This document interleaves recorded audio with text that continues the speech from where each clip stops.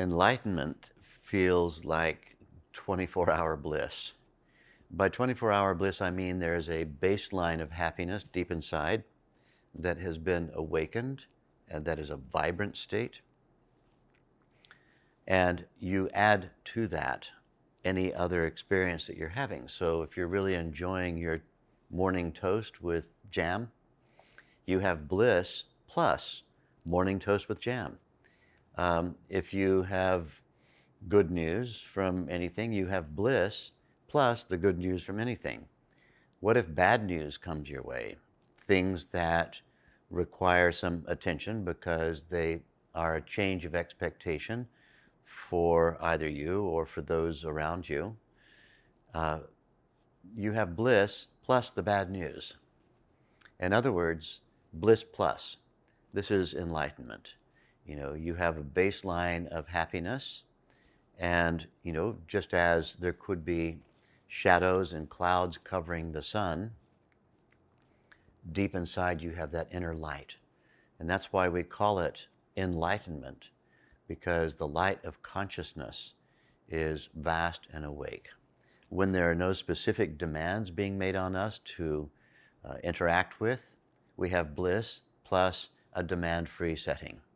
If there are lots of demands being made on us, then we have bliss plus capability to interact with those demands. So I think of it as, to answer the question, as bliss plus. Bliss plus whatever else. And this is a life that's really worth living. The way that Vedic meditation creates this state of bliss plus is by taking our awareness away from all of the things in the outside world with which we attempt to create an identity. I am somebody who thinks this way politically. That's my identity. I would add to that in parentheses, so far. Let's see what happens in another 5 years. I am somebody who wears this kind of clothes. I'm a member of this sort of cultural tribe. I am this, I am this, I am this, I am this. This is the way I think, this is the way I am. And so relying upon outer forms and phenomena to create an identity for myself.